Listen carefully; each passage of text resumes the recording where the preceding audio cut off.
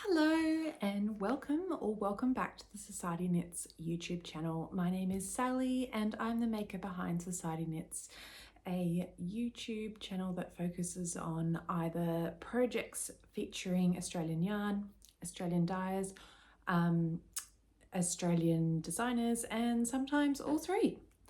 So it's been a little bit longer than I'd hoped just because of my other life commitments between episodes, but it also means that Project Whip Down, which I'd hoped to achieve last time, really did occur.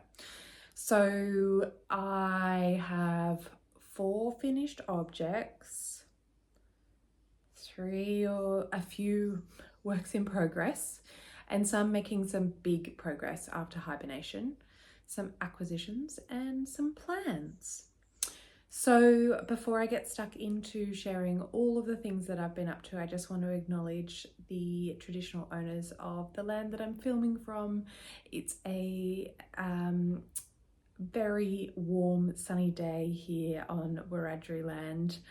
And it's nice to finally see summer. I had to actually get the woolen jumpers out recently because it suddenly turned quite cold, with places not too far from here actually snowing. But silver linings, I got to wear my latest finished object, which is my Kintra. So if you follow me on social media, which is Society Knits, on Instagram and Facebook, you will have seen my sort of progress updates about my Kintra sweater. The details are, or will be, on Ravelry as well, but let me run them through with you because I absolutely love it. I am so pleased with the pattern, how the yarn has just bloomed and softened, and the fit. And it's one of the first projects that I finished and thought almost immediately, I need to cast on another one, and let's think of different yarn combinations. So the Kintra sweater is by Rebecca Clow from the Creia Bear. I chose to do the fingering weight option and basically utilized 4 kind of color qualities. So I did a really saturated dark, and that's where you see the hot pink. Then I did a more muted medium, like 2 mediums, and then I did a light, and I kept those qualities going when I'd run out and then progressed onto similar blues. So that's why you've got that kind of little blue detail down the bottom.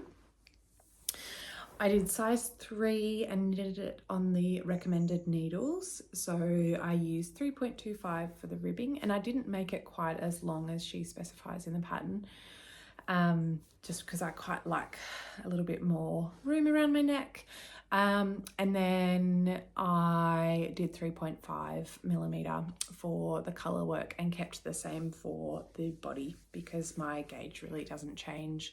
I use Norwegian style, so I find that loosens it off. So no modifications were made. I did the short rows at the back.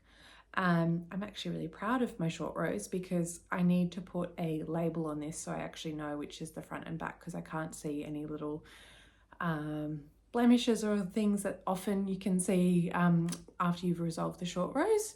I mean, I know that's a sign that you haven't done it right, but anyway, when I was knitting with the yarn, so I should mention these are, this is 2 Australian Yarn Dyers. So the colour work is done with a combination of minis from the Obsession Yarns Advent Calendar from 2024 and some minis from Gather, Make, Give. And even though they were different bases, they've worked really nicely together. The main colour is from the main skein from the 2024 Advent Calendar from Obsession Yarns, and the colour is Ritual. Now, when I was working with this, it was quite crusty, and I was feeling a little bit nervous about it, just kind of because this is such a light jumper. I would feel quite comfortable wearing it, you know, next to skin, and I was just a bit nervous about how the sort of crunchiness was feeling, but it's softened up perfectly. It's got a lovely even dyeing, although I know it doesn't look like it there in real life. It's really quite uniform. It did grow a little bit with blocking, which is fine because I have a longer torso than kind of average patterns and longer arms, so it worked perfectly for me. In total, it used 295 grams of yarn. So I got away with, it was just over 80 grams of the colour work. So these were all little minis, and that's why you can see like some of them have, they were 20 gram minis, so some of them have been used up and I moved on to the blue.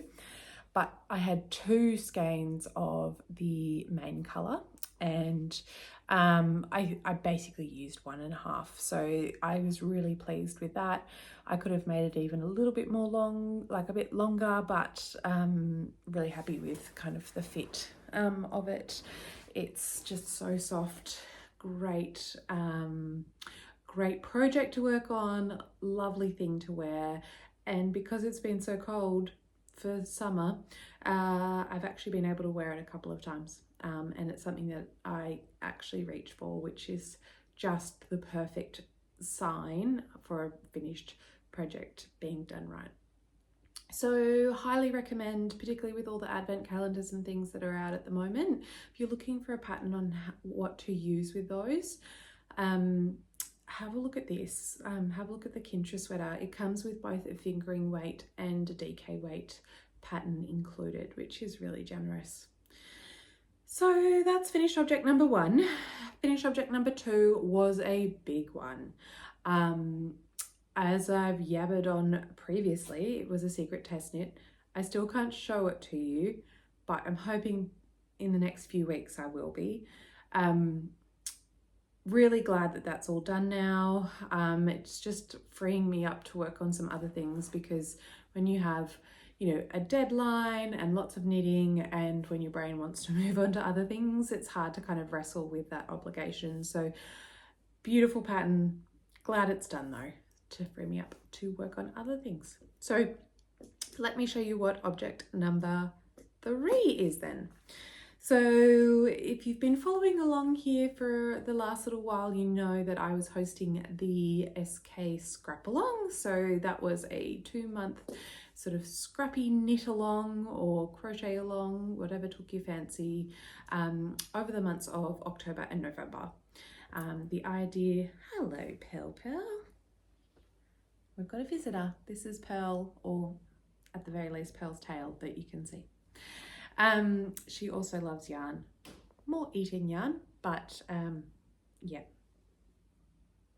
Are you going to talk about yarn with me? Thanks. So SK Scrap Along has all finished now, but that was kind of my focus of my knitting projects, where I was looking for scrappy things to use up yarn or to provide some inspiration for Advent calendar uses, and a way to get things kind of made before the December rush and pressure.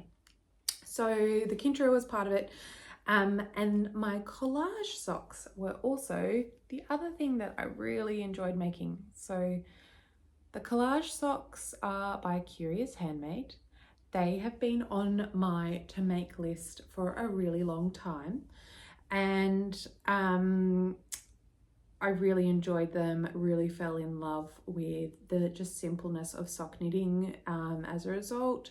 Helen Stewart's patterns are just great. They really click with my brain, which I'm sure I've gone on about previously, but so pleased to have a matching pair of these now. So in total, I used 56 grams. So that's pretty incredible, considering like these are all just little bits and pieces. The colours that I've used are this fluoro is the 2024 Louie and Lola Knit for the Girls colour, and I did all the colour segments the same as what's in Helen's pattern. This colour is from a Advent from Natural Fibre Arts. This one was from Gather Make Give. It was just a mini, or maybe it was a solid as part of a set, and then Trichomet Yarns, who's no longer dying. So yes, I love the fit. There was very little growth once I blocked these. They're really engaging because you're constantly changing color, or you're doing like lovely little details like the lace there, just a really simple lace repeat, and it's honestly done before you even realize. Heel flap and gusset construction, so it fits really well, and yeah, a very enjoyable little project that basically used no yarn but has got me kind of an ankle length sock, which, how good. Can you tell I have a color theme? Pinks, yeah, and with a side of purple. So that's number 3. I knitted on 2.25mm needles. As I said, basically as pattern. I did the medium size, which is a 64 stitch sock, and that fits me really nicely. And I would gladly make another pair. They really didn't take very long either to make. So number 4. Oh my goodness, I can't even count. Too many finished objects. Number 4. So last episode I spoke about the fact that I just had some anxieties about reflecting on what I'd hoped to achieve this year and where everything was up to, and just not completing things. So I really focused on doing a bit of a whip around or a whip down the last few weeks. And one of the things that I just kind of sat really idly was my DK self-striping sock. So I made it a mission to make it a friend. Look at me and all my sock knitting, woohoo.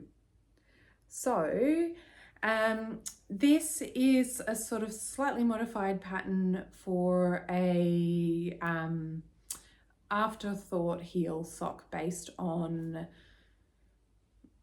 Summerlee Knits DK sock / afterthought heel, which she does in a fingering weight instruction. The yarn I used was from Half Bake Hand Dyed, one of their self-striping sock yarns. This is the colorway K, and again, can you see I've got a bit of a color theme. Like, look, we've got the blues and the pinks and the maroons, and like, anyway, you like what you like. So these were great. They're a 48 stitch sock. I used 3.25mm needles, so I think I knit one in almost a day, maybe a little bit over a day, because I was still also parenting and lifing and things. But very quick. They'd be great for gift knitting, for people who want a thicker sock or a bed sock. On the first one, I did a forethought heel where you knit the length of the kind of leg, like the ankle component, to the desired length, and then you cut the yarn and then knit with a piece of scrap yarn, and then rejoin your original main body yarn, and then keep going for the length of the foot before you do the toe. And that worked really well. It was a little fiddly to kind of unpick, but once you were done, that was fine. And then with the other one, I did an afterthought heel, and I thought, these are just like, they're basic, they're kind of practice-ish socks. I don't mind if they're not looking exactly the same, and that was a good thing to practice. Obviously scary to cut your yarn, but really happy with how they've both turned out, and they look foot shaped, so that's always a good start with socks. I used, so it was 100 gram self-striping skein, and I used 80 grams. So I've still got a little bit left over, which I'll have to think of a Scrappy project to use it in. But great one to add if you just want some really mindless knitting, just want to zoom around in a stockinette tube with a bit of a toe and a cuff, and practicing things like afterthought or a forethought heel. Really, really good. It would be great movie knitting actually. Anyway, so I've really powered through, and look, there's 2 pairs of socks. My goodness. So moving on to whips now. I've got a little pile next to me, and I think the easiest thing is going to be working through them top down. And if I'm going to do that, I think I should tell you about my acquisitions, because that will segue into the first project. So, all right. Oh, I've got to get the best part. So, recently I saw that Maker Moran, who is an Australian yarn store / dyer, was having a sale, and then so of course I can't resist a sale, which is ridiculous. I got these two colors. So I bought 2 skeins of this lovely green, and then just the one of this delightful pink. Again, I have a certain color palette, don't I? The green is called Minerva, and the pink is called Hargraves. Now these are both like 4-ply fingering weight 100 gram skeins, and I bought these with a plan, not just impulse buying here. I really want to make the Alpine Bloom sweater by Caitlin Hunter.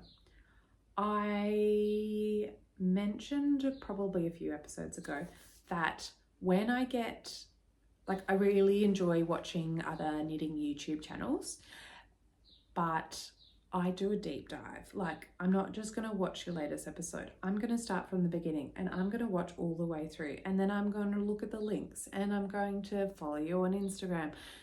I get a little bit, I don't want to say that I'm a stalker, because I'm not a stalker, but I get a bit involved. And so my latest person that I'm watching is Tash from Mostly Knitting. She made the most beautiful Alpine Bloom, and she did a t-shirt version in like a blue and a pink, like pink for the color work and blue for the body. And as you know, I love those 2 colors together, and I thought it is now time to bite the bullet and make that pattern. I have this thing where when I see everyone making the same thing, I immediately go, I can't make it. And the Alpine Bloom kind of series have been out for a few years now, and I was like, oh, I really like the look of it, but everyone is making one, so I can't make it. Like, what kind of policing is that? I don't know. Anyway, so I decided to finally think about some yarn, make that. I love all the ones that have been really high contrast, and like where the color work's actually been done with a fluoro, which just really stands out. So I think that was my thinking. I particularly like, you know, the style from Vanessa Kind from My Creative Garage. She does great fluoros, and that was my dream. I wanted like a green with a really vibrant high contrast pink. Now this is just one of the little fables with buying yarn online.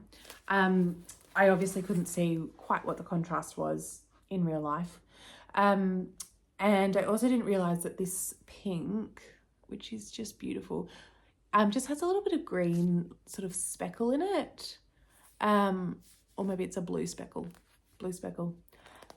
which is fine, and I think that would be lovely, but I just don't think it's quite, and the green's a little bit more muted than I was thinking as well. So they're both super lovely.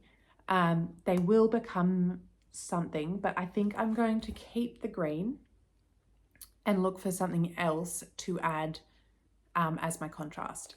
Now this then led me, like I haven't even cast this on and it's taking up a lot of brain power, but this then led me to thinking about, I do have a bit of an idea of what I could do for the contrast color, but I'm really not sure about whether my the yarn that I've got in mind is going to be enough, and I don't really want to start it and then have to substitute something halfway through and undo a whole heap of work.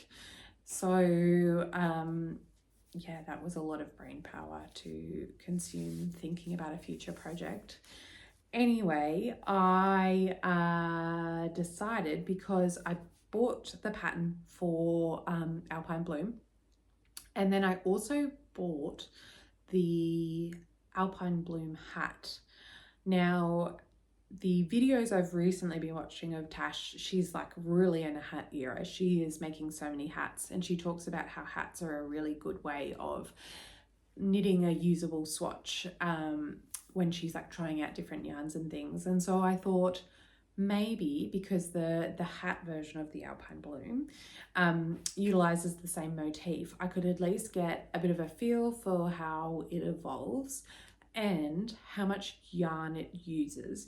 And if my, you know, amounts for the hat are similar to that of the pattern, or, you know, significantly different, then I need to know that I either need to make a plan that's very similar for the top as written in the plan, or I can have a little bit of leeway.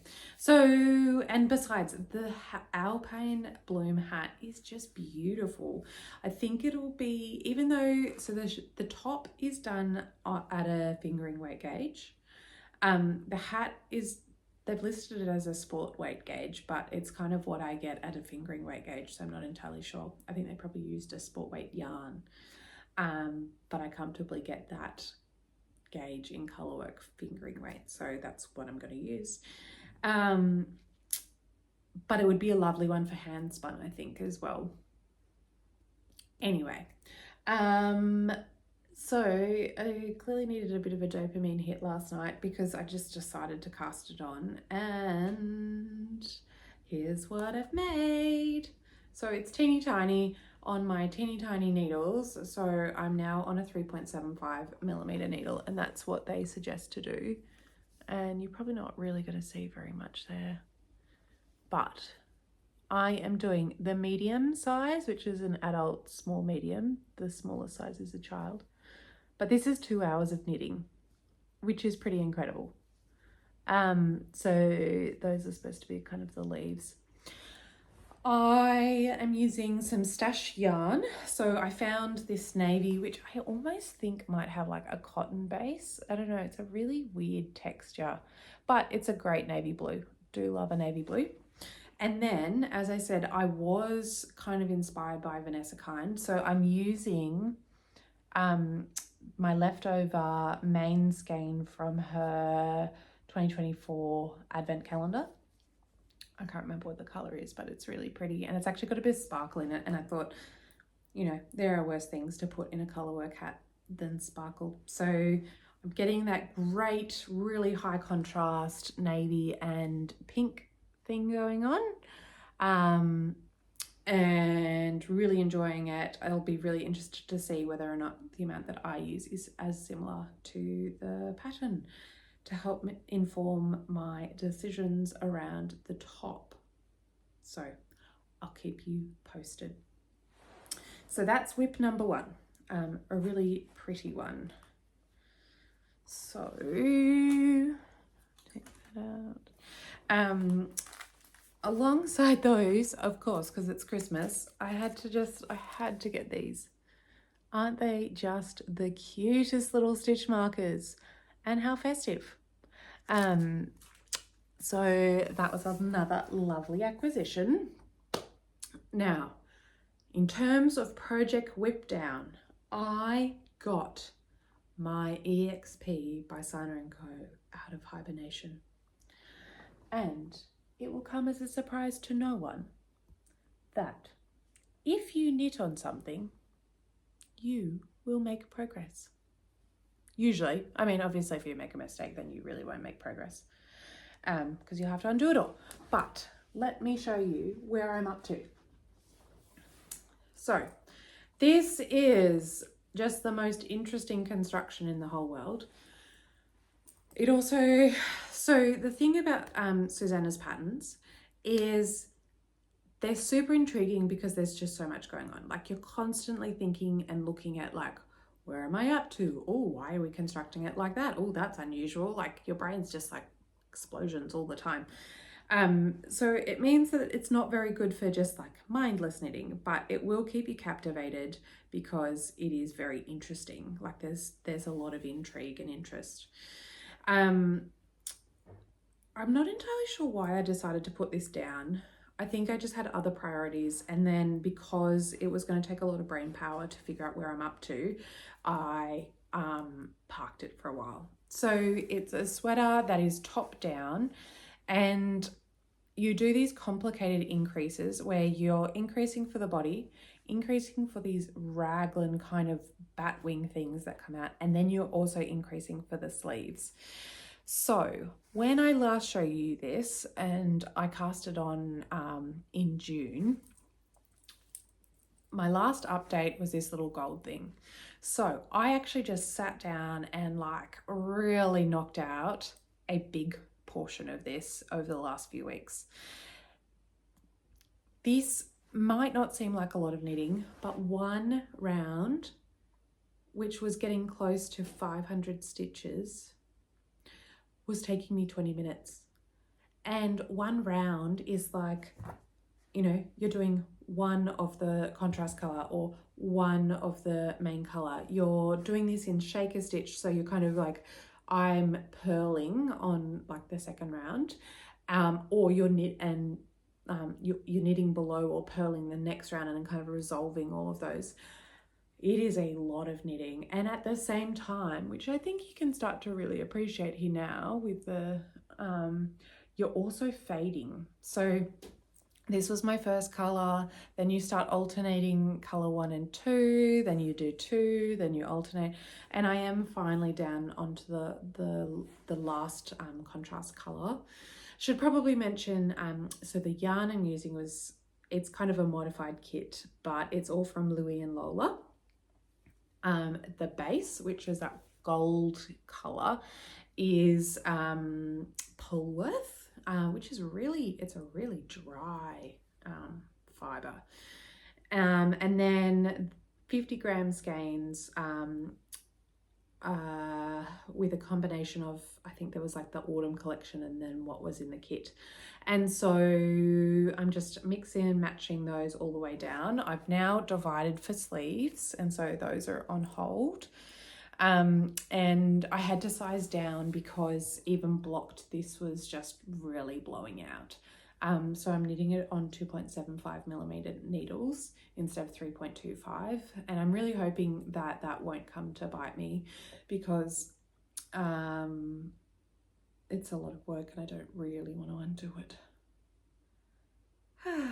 Anyway, I think now that I've divided and the stitch count is significantly less, I'm hoping that I'll just start to really power through this because it's lovely, but it's just very involved, and that's why it hibernated, but I'm glad I've made that much progress. So EXP sweater, if you want to find out how to make something really interesting and just such a cool construction, highly recommend it. Just be aware that it is a huge investment in time. So moving right along to my next whip, another Sana & Co. Who would think that I really like her patterns, even though sometimes I feel a little batty because there's a lot going on. So last episode I mentioned that I have been commissioned to knit a Sunde Vest or Sunde tee by Sana & Co. For a friend, and the colours I'm using are this green, which is from Three Trees Fibre Crafts, and it's called Ravelry, just so it's a 4-ply or fingering weight. And then I'm just using the colour Natural from Nundle. And I've surprisingly made quite a bit of progress. So with these two big projects that I've got going at the moment, I'm trying to limit myself to one purl project per day. because my hands are just getting so sore, particularly with the EXP where you're actually constantly alternating the ribbing and then your off rows purling. I'm just like, you've got to have something changing it up. So let me talk you through what I've done so far. So you do a provisional cast on down the middle, and then you knit one side, then you knit the other, and then you put them on hold, and then you start knitting the front, and then you join the front to the back. So this is all the back. So those will be the stripes, and then I've just joined the beginning of the front piece, which has another crochet provisional cast on. I've just joined it to the back, and then you keep working, and it's all knit in the flat until you kind of get under the arms, and then there's some round and round for the sleeves. So yeah, I do struggle with the purling. I would prefer a bit more mindless like knitting, but the construction's so cool and the fit is excellent that it's one of those things that you just have to do. When I was looking at my notes for the Sunde that I had made for myself, I wrote, this is a lot of knitting. And it's true, it is a lot of knitting, but I was actually really surprised how quickly I got the back done. Like, it really flew. And you know, so you do the back and then you're starting the neck shaping, and like that's the whole back piece before you kind of join it all together. And so I don't know that it's going to take me as long as what I had feared. And the other thing that I've done differently with this one is, even though so for myself I need a size 2, and I sized down the needles because my gauge was a bit loose. This time, for the person I'm making it for, I think a little bit of extra drape and kind of openness, even if it's not technically on gauge, will give me a better row gauge, and allow a slightly better fit. So I've actually gone to a 3mm needle for this one. And I think the fabric's exactly what I was hoping for her. So yes, that's just going to be something that I keep kind of poking away on. Again, another great pattern, beautiful design and styling, and hopefully I'll get it off the needle sooner rather than later. But I've been told there's no pressure, but there's some pressure, because you want to give it to someone when they've you know, asked you to do something. So those are all the main whips right now, which I'm pretty happy with. Like, I feel like that's pretty controlled. I've got plans, like it's all pretty considered. You may be thinking, but Sally, where are your chook socks? So after a lot of thinking, I actually decided to frog it.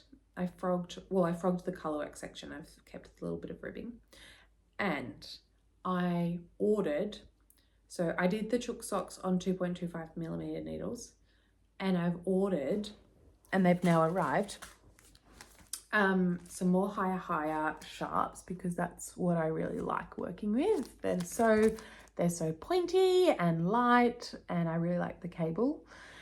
So I got a 2.5 and a 2, and I think the 2.5 is going to be so much better for the colorwork, and then the 2 will give me some flexibility for future socks if I need, like if I've got, you know, a really loose gauge or something, I can always size down a little bit.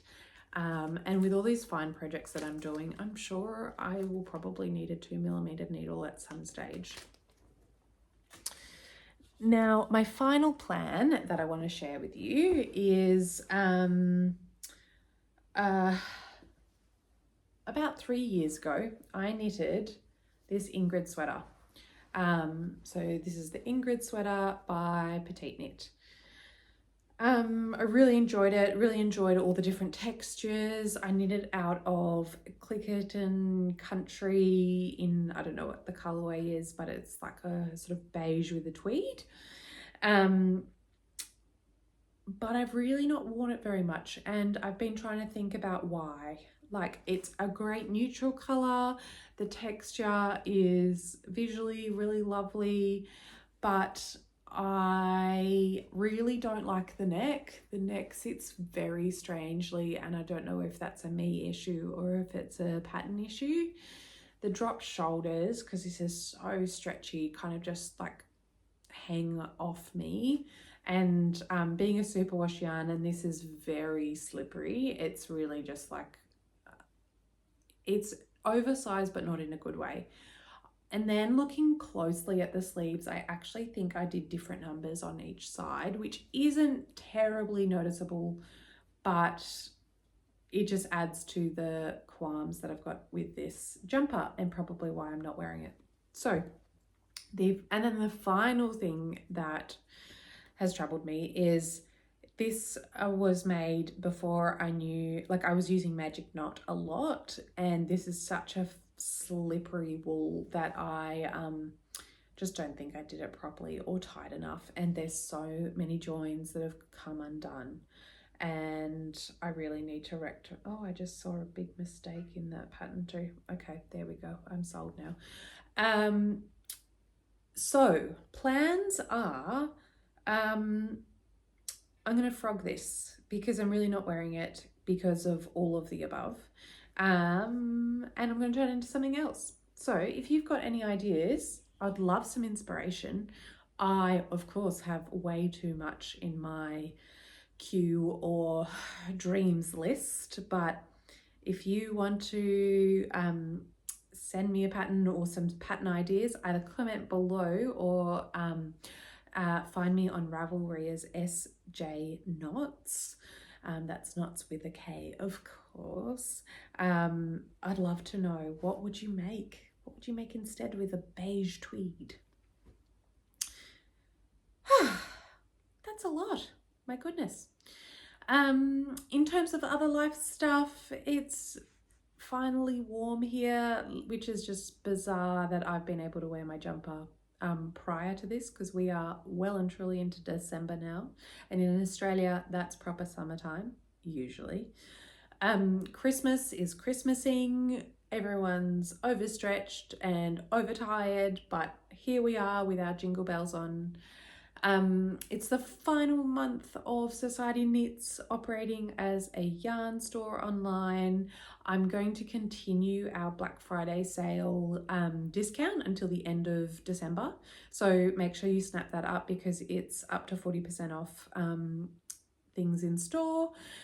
I'm so incredibly grateful to everyone who has already purchased. It's actually been exhausting packing the orders because there have been so many, and I just cannot get over how generous people are, particularly at this time of year. So I'm really grateful that majority of that yarn is going to new homes and hopefully will get used, but at least is not just going to sit on my shelf and not be appreciated or got to soon because I have way too much in my stash already. So I'd love you to go and have another look at the website before it gets taken down end of December. I hope that your knitting or crochet plans continue to inspire and delight you. I will hopefully do another video before Christmas, but we all know that life happens and this is the side mission, not the reason. So happy knitting. Let me know what you're working on. If you've got any inspiration, please send it to me in some form. Pigeon carriers are also welcome. And until next time, my friends, thank you. Bye.